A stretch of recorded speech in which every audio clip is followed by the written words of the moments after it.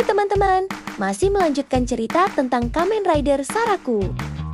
Di bab ketiga ini, Kamen Rider Saraku akan menghadapi ancaman besar dari monster di hutan Helheim yang menjadi ancaman. Mau tahu keseruan ceritanya? Mari simak video berikut. Bab 3. Bayang-bayang tahta yang runtuh. Di kedalaman hutan Helheim yang kini telah berubah, sisa-sisa vegetasi yang dulunya subur kini tampak lebih gelap dan bersifat predator. Di pusat hutan tersebut, sebuah anomali terjadi. Seekor Infest tingkat tinggi Overworld Infest, jenis baru yang lahir dari sisa radiasi kosmik merayap menuju tanah tempat Kazuraba Kouta pernah berdiri sebagai dewa. Di sana, sebuah fragmen kecil dari buah terlarang Golden Fruit yang tertinggal ribuan tahun lalu tertanam di akar pohon purba. Makhluk itu menyentuhnya. Seketika, tubuhnya meledak dalam energi emas yang menyakitkan, bermutasi menjadi bentuk yang lebih mengerikan. Infest Orium. Ia tidak lagi sekadar hewan buas, ia memiliki kecerdasan dan kekuatan yang menyerap esensi dewa yang telah pergi. Menara Yggdrasil baru, kota Zawame. Di sebuah ruangan yang didominasi kaca gelap, seorang pria dengan rambut yang mulai memutih di pelipisnya duduk dalam keheningan, Kureshima Takatora. Wajahnya masih tegas dulu, namun matanya memancarkan beban sejarah yang berat. Di atas meja kerja elektroniknya, sebuah tablet menampilkan rekaman satelit dari pertarungan Arata di distrik ketiga. Video itu diulang tepat pada saat Arata menggunakan Sengoku Driver dan Snake Fruit Lockseed. Seorang anak muda dengan driver kuno, gumam Takatora. Ia melihat bagaimana Arata bertarung dengan gaya yang kasar namun efektif. Dan dia bisa memanggil Musou Saber. Apakah Kauta sedang mencoba memberitahu kita sesuatu? Takatora menggeser layar tabletnya.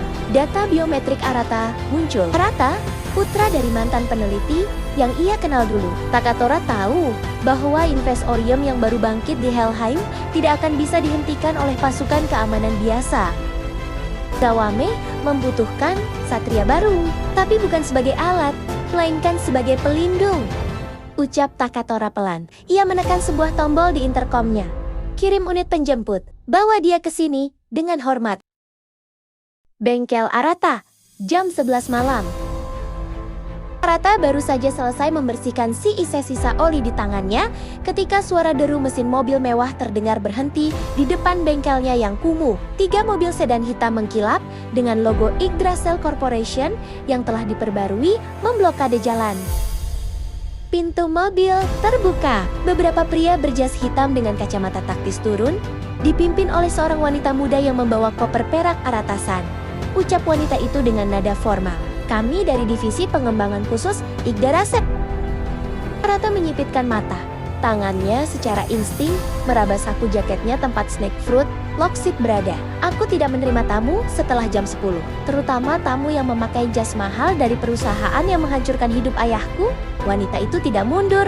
Kota ini sedang terancam oleh sesuatu yang jauh lebih besar dari sekadar kenangan buruk masa lalu. Tuan Kureshima Takatora ingin berbicara dengan Anda secara langsung mengenai hadiah yang Anda temukan di gudang bawah tanah itu. Arata terdiam. Nama Kureshima adalah nama yang sangat dikenal di Zawame, nama yang melambangkan kekuasaan sekaligus penebusan. Bagaimana jika aku menolak? Tantang Arata.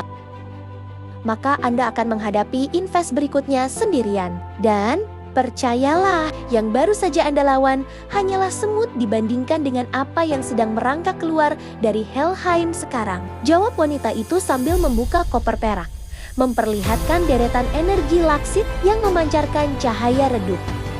Arata menatap koper itu, lalu menatap langit malam. Ia tahu, sekali ia melangkah masuk ke mobil itu, hidupnya yang tenang sebagai mekanik akan berakhir selamanya. Baiklah, Arata mengambil jaketnya. Tapi jangan harap aku akan bersikap sopan pada bos kalian. Bersambung. Apa yang akan terjadi saat Arata bertemu Takatora Kureshima? Nantikan kelanjutan ceritanya di bab 4 Kamen Rider Saraku.